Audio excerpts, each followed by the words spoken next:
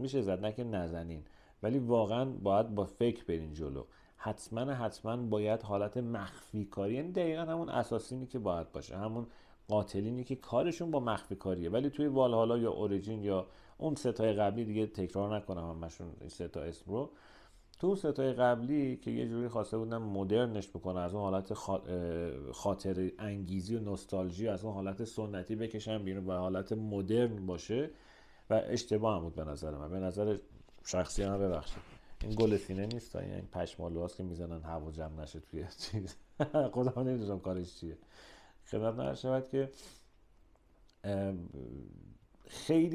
خیلی دقت کردن توی مبارزات، خیلی دقت کردن توی قابلیت های مثل استامینا، خیلی دقت کردن توی پری یا همون دفع کردن دفاع ضربه حریف، خیلی دقت کردن توی این که شما اگر میخوای از در و دیوار بری بالا، حتما باید یک سری زوائد، یک سری جاها باشه، گیره باشه، گیر بکنه دست بتونی بگیری و بری بالا. اینجوری راحت نیستش که دوباره دستم اینجوری شد.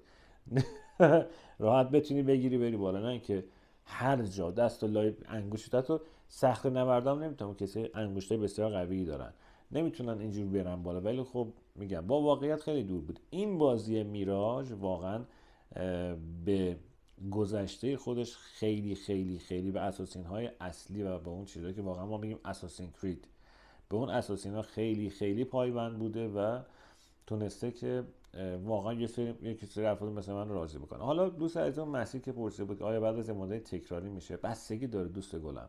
ببینید بازی تکراری میشه، من مثلا اساسین کرید والهالا رو 180 ساعت، نزدیک 178 ساعت دقیقه رو بخوام بگم بازی کردم، ولی 2 سال طول کشید. باور کنید، چون بین این بازی من میرفتم بازی های دیگه هم، خب 2 سال نشسته بودم فقط اساسین بازی کنم، که میرفتم بازی های دیگه هم وسطش بازی میکردم، لالواش.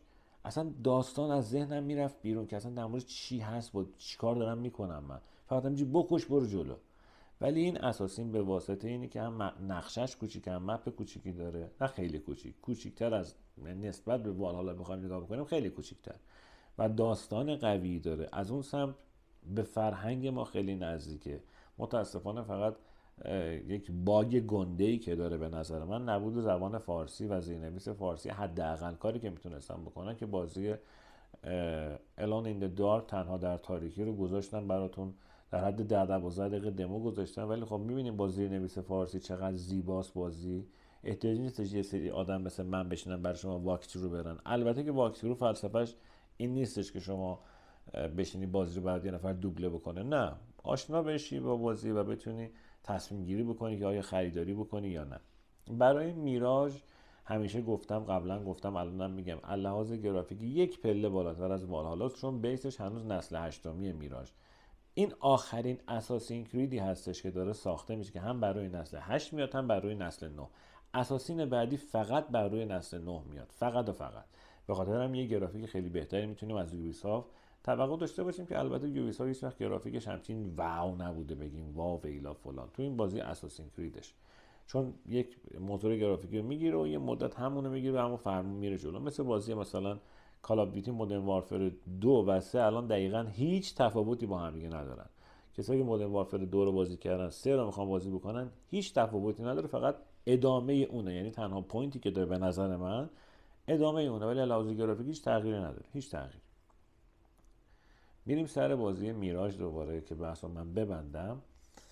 اساسین کرید میراژ یه خورده اسلامیزه شد بازی، و با توجه به اینکه حالا تو بازی از آن میگن اینو، برای من فرزاد فروغی خیلی جالبه، خیلی خوشاینده، خیلی هم حال میکنم، ولی برای اونور آبیا شاید زیاد جالب نباشه. با توجه به اتفاقاتی که اخیرا افتاد، خیلی آمدن توی بعضی از فروم‌ها این بازی رو کوبیدن که آره داره سوق میده خیلی. آره یادتونه توی ویدیو توی همین اینستاگرام عرض کردم خدمتتون در رابطه با LGBTQ ها، که بازی هایی که توی پکیج میذاره سونی و میاد با عنوان LGBTQ میاد خط مش فکری میده، و به نظر من هول دادن و پوش کردن هر کسی به هر نوع، شده حالا با یه تلنگر کوچیک باشه، شده حالا با دو تا دست هول بدی، به هر نوع، حتی یه تلنگر، یک حرکت خیلی کوچیکی به فکر و ذهن یک نفر شما بکنی، به نظر من کار درستی نیست و نباید باعث بشه که اعتقادات رو نه همه سر جاش، اصلا کاری با اون داستانا نداریم.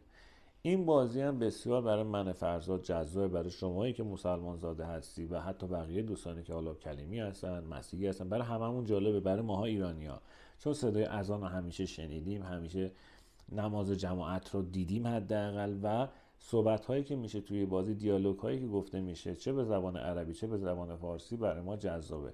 و چه بهتر که شما میبینید توی علموت داره بازی از اول شروع میشه و شخصی به نام شهره آقداشتی با اون صدای دورگه خشدار بسیار زیباش در نقش خانم به اسم روشن که ترینر شما هستش، پرسونال ترینر یا همون تمرین دهنده شخصی شما هستش، باهاتون کار میکنه. و حرف آخر این که بازی خوبی، ارتباط خوبی با شما میگیره.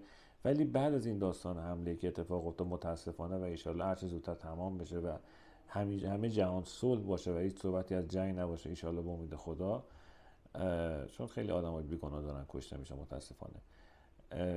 خیلی توپیدن به این بازی، خیلی آمدن حمله کردن به این بازی که آره نمیدونم اینجوریه اله جیم بله، که اصلا من به نظر من خیلی حرف چیپیه، چون اینجوری بخوایم نگاه بکنیم سیاسی ترین بازی موجود توی چی میگن صنعت بازی رایانه یکیش میتونه کال آف دیوتی باشه، یکیش، ولی اونجوری بهش نمیتوپن. و یا حتی بازی‌های دیگه‌ای که شاید اصلا مثلا بازی آندرتیل اصلا تو ذهنتون نمیگذره ولی خیلی بازی سیاسیه، خیلی بازی سیاسی و برای ما مهم گیمه.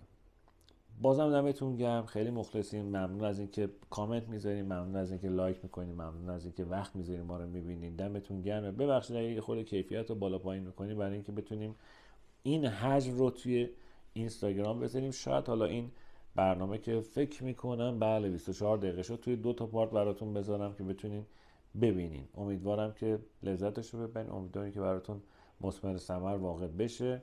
خیلی دوستتون دارم دوستای گلم. اینو بدونین که ما فقط هدفمون اینه که اطلاع رسانی بکنیم و تنوع فکری شما رو ببریم بالا. از همین الان میگم بازی آلان ویک رو خواهیم داشت گیم پلیش رو، بازی اسپایدرمن 2 رو گیم پلیش رو خواهیم داشت. ولی یه پیشنهادم اینجا آخر حرفم بدم، بچه‌ها چند تا فروشگاه مجازی اومدن یک بدعتی رو به وجود، یک نوآوری به وجود آوردن، به عنوان رنت اجاره کردن. توی خارج از کشور، توی انگلستان، شما یک فیلم بلوری که میخوای بری بخری خیلی گرونه، ولی برای اجاره یک فیلم مثلا میخوای ببینی فیلم خیلی خوب میخوای ببینی با سیستم بلوری، و برای شما دیدن این فیلم حالا یا یک بار یا 2 بار کفایت میکنه. برای همین لزومی نداره حتما هزینه بکنی.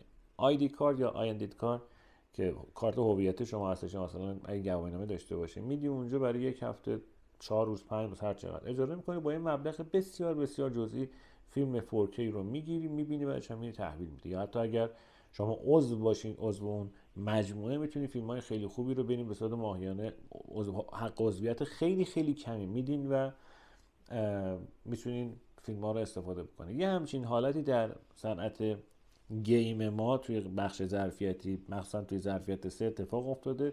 یکی دو تا مجموعه اصلا دارن این کار رو انجام میدن، اسم نمیبرم چون به ما ربطی نداره اسمشون، و خود شما باید تحقیق بکنید که ببینید خوبن یا نه، به ما هیچ ارتباطی نداره، که میان بازی ها رو به صورت 10 روزه و 20 روزه رنت میدن، اجاره میدن. و به نظر من بسیار بسیار بسیار حرکت خوبیه، چون بازی مثل اسپایدرمن 2 که از الان قیمتش روی 3 خورده نزدیک 500 600 داره میچرخه، شما با 200 300 هزار تومان میتونین بازی رو 10 روز تا 15 روز میتونین اجاره داشته باشین و واقعا ارزنده است. همچین کاری دمشون گرم اون کسایی که این کارو کردن. با اینکه میگم ما هممون دوست داریم بازی‌ها رو داشته باشیم مال خودمون باشه، ولی خب شرایط مالی اجازه نمیده، و با توجه به اینکه این 2 ماه پیش رو خیلی بازی داره میاد، چه توی گیم پس چه توی حالا پلاس که نمیتونم بگم، ولی چه توی گیم پس چه توی خود استور گیم ها، استور کنسول ها، گیم های بسیار خوبی داره میاد.